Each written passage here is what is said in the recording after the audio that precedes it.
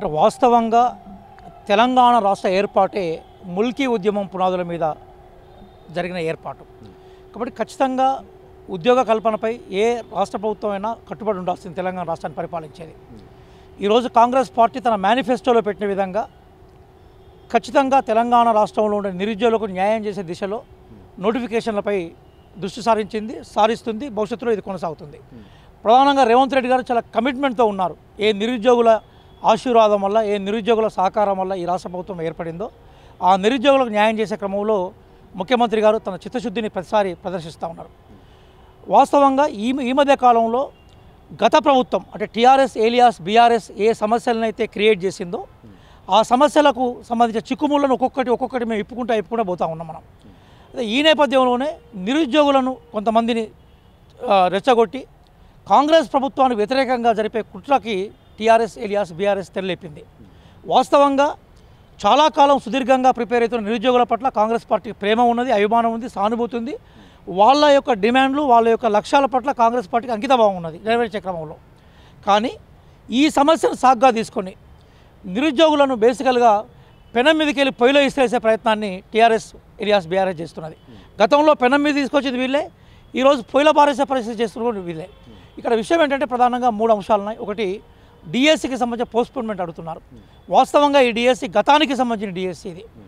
ఆ DSC notification రాగానే గతంలో వాళ్ళు 5,000 కేస్తే మేము దాదాపుగా 11,500 కేసాం, 6,500 పెంచాం. మేము టెట్ కావాలన్నారు, టెట్ వేసాం.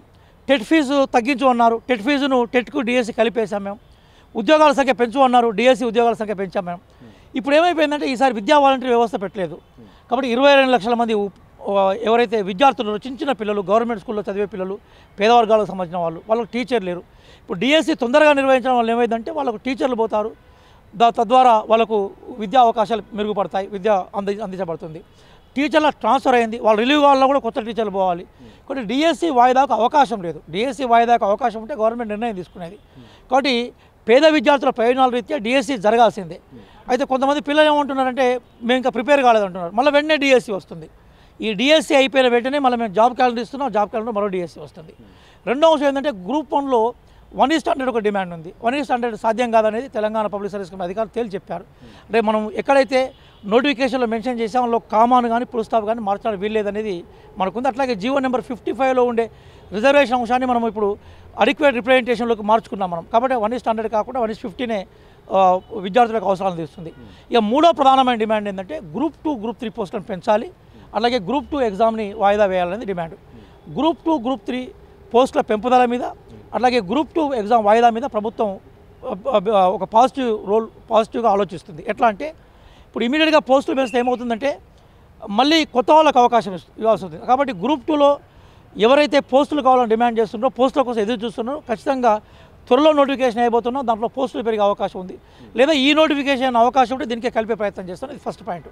అలాగే గ్రూప్ 2 ఎగ్జామ్ను విద్యార్థులు కోరుకున్నట్టుగానే గ్రూప్ 3కి అనుబంధంగా అంటే దానికి దగ్గరగా నవంబర్లో కానీ డిసెంబర్లో కానీ మేము పెట్టడానికి సమాలోచనలు చేస్తాం. ముఖ్యమంత్రి గారు కూడా ఆ దిశగా పబ్లిక్ సర్వీస్ కమిషన్ కొన్ని సూచనలు చేశారు.